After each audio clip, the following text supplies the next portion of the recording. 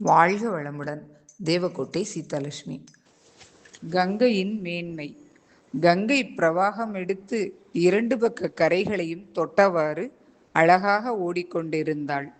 ரம்யமாக இருந்த வலது பக்க கரையில் பரமசிவன் தன் தேவியுடன் பேசியவாறு நடந்து கொண்டிருந்தார். நதியின் அழகில் மயங்கிய பார்வதி தேவி தன் அன்பு கணவரிடம் அதை பற்றி பேசியவாறு நடந்தார். நாதா, இந்த நதியின் சிறப்பு என்ன? உலகில் புண்ணியம் வாய்ந்த நதி இந்த நதிதான். அதனால்தான் இந்நதிக்கு என் சிரசில் இடம் கொடுத்திருக்கிறேன். இந்த நதியில் குளித்தால் செய்த பாவங்கள் போகும். பாவங்கள் போனால் என்ன ஆகும் என்று தேவியார் ஒன்றும் அறியாதவர் போல கேட்க சிவனார் தொடர்ந்தார். பாவங்கள் நீங்க பெற்றவன் கைலாயத்திற்கு வருவான். அப்படியென்றால் இந்த நதியில் மூழ்கி குளித்தவர்கள் அத்தனை பேரும் கைலாயத்திற்கு வருகிறார்களா? அத்தனை பேரும் வரமாட்டார்கள். ஒரு சிலர் மட்டுமே வருவார்கள். முரண்பாடாக இருக்கிறதே நாதா. இந்த குளித்தால் பாவம் போகும் என்றால் குளித்த அத்தனை பேருக்கும் பாவங்கள் போக வேண்டும். போன அத்தனை பேர்களும் கைலாயத்திற்கு வர வேண்டும் அல்லவா?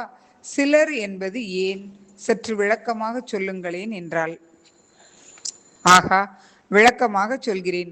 அதற்கு நாம் இருவரும் ஒரு சிறு நாடகம் நடத்த வேண்டும். ஒரு நொடியில் நான் வயோதிகம் அடைந்த தள்ளாத முதியவனாகவும் நீ அந்த முதியவரின் மனைவியாகவும் உருமாற வேண்டும். மாறியவுடன் நாம் இருவரும் அடுத்த கணம் காசி நகரில் இருப்போம். அங்கே நான் இறந்தது போல பேச்சு மூச்சில்லாமல் கிடப்பேன். என்னை மடியில் கிடத்தி கொண்டு நீ அழுது குரல் கொடுக்க வேண்டும். மற்றதெல்லாம் தானாக நடக்கும். நாடகத்தின் முடிவில் நீ கேட்ட கேள்விக்கு தகுந்த விடை கிடைக்கும். அப்படியே ஆகட்டும் நாதா. காசி நகரம் கங்கை கரையில் பிரதான இடம். படித்துறையின் அருகே மக்கள் கூடும் இடம். கிழவர் வேடத்தில் இருந்து சிவபெருமான் இறந்தது போல கிடந்தார். தேவியார் அவரை மடியில் கிடத்தி கொண்டு குரல் கொடுத்து அழுது கண்ணீர் விட கூட்டம் சேர்ந்து விட்டது. கூட்டத்தினர் கேட்க பாட்டி வேடத்தில் இருந்த தேவியார் விவரித்தார். என் கணவர் பெரிய ஞானி. சுவாமி தரிசனம் பண்ண வந்த இடத்தில் இப்படி இறந்து விட்டார். அவருக்கு இறுதி காரியம் செய்ய வேண்டும். அதற்கு ஏன் விசனம்? ஆளுக்கு ஒரு காசு தருகிறோம். இங்கே நிற்பவர்களில் பாதி பேர்கள் கொடுத்தால் கூட 50 காசு சேர்ந்துவிடும். கவலைப்படாதீர்கள் தாயே என்று ஒருவன் சொல்ல அங்கிருந்த மற்றவர்களும் ஆமாம் என்று குரல் கொடுத்தார்கள். பிரச்சனை பணம் அல்ல, கொள்ளி வைப்பது யார் என்று பாட்டி வேடத்திலிருந்து தேவியார் தொடர்ந்து கேட்க கூட்டத்தில் இருந்தவர்களில் 4 அல்லது 5 பேர்கள் போட்டி போட்டுக்கொண்டு அதற்கு தயார் என்றார்கள். உடனே பாட்டி சொன்னார், இவர் பெரிய ரிஷி. இவருக்கு கொள்ளி வைப்பவர் பாவம் எதுவும் செய்யாதவராக இருக்க வேண்டும்.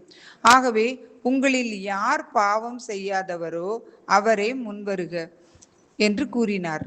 உடனே கூட்டத்தில் இருந்தவர்களில் ஒருவன் சொன்னான், அதெப்படி தாயே? மனிதர்களில் பாவம் செய்யாத மனிதன் எங்கே இருப்பான்? தெரிந்து செய்தாலும் அல்லது தெரியாமல் செய்தாலும் பாவம் பாவம்தான். ஒரு எறும்பை தெரியாமல் மிதித்து அது இறந்து போயிருந்தாலும் அது பாவம்தானே. அதனால் பாவம் செய்திருக்காத மனிதன் கிடைப்பது அரிதம்மா. அடுத்து ஒருவன் கேட்டான், பாவம் செய்திருப்பதை அறியாமல் அல்லது உணராமல் ஒருவன் உன் கணவருக்கு கொள்ளி வைத்தால் என்ன ஆகும்? அதற்கு தேவி பதில் சொன்னார், அவன் தலை வெடித்து விடும். அவ்வளவுதான். அங்கே இருந்தவர்கள் அமைதியாகி விட்டார்கள். ஆனால் நேரம் ஆக ஆக கூட்டம் அதிகரித்து கொண்டே போனது. காலை 11 மணிக்கு ஆரம்பித்த நாடகம் மதியம் 3 மணி வரைக்கும் நீடித்தது. 3 மணிக்கு 18 வயது நிரம்பிய இளைஞன் ஒருவன் அங்கே வந்து சேர்ந்தான். கூட்டத்தினரிடமிருந்து விவரத்தை அறிந்து கொண்டவன் தேவியின் அருகில் வந்து சொன்னான், பாட்டி, கவலையை விடுங்கள், நான் வைக்கிறேன் என்று சொன்னான். நிபந்தனை தெரியுமா உனக்கு? பாவம் எதுவும் செய்திருக்க கூடாது, அவ்வளவுதானே. அறியாமல் பாவம் செய்திருக்கலாம், ஆனால் அதை போக்குவதற்கு வழி இருக்கிறது. எப்படி? இந்த கங்கையில் குளித்தால் பாவங்கள் போய்விடும் என்று என் தாய் சொல்லி இருக்கிறாள். என் தாயின் மீது எனக்கு நம்பிக்கை இருக்கிறது. இந்த கங்கையின் மீது நம்பிக்கை இருக்கிறது. என்னை படைத்த ஆண்டவன் மீதும் நம்பிக்கை இருக்கிறது. இதோ ஒரு நிமிடத்தில் வருகிறேன் என்று சொன்னவன் ஓம் நமச்சிவாயா என்று ஓங்கி குரல் கொடுத்தவாறு கங்கையில் குதித்தான். குதித்தவன் 3 தலைமுறைகள் முங்கிவிட்டு எழுந்து கரைக்கு ஓடி வந்தான். அங்கே கரையில் யாரும் இல்லை. கைலாயத்தில் சிவபெருமான் தேவியிடம் சொன்னார், இவன்தான் வருவான். எவன் ஒருவன் நம்பிக்கையுடன் குளிக்கிறானோ அவன்தான் வருவான், மற்றவர்கள் வரமாட்டார்கள்.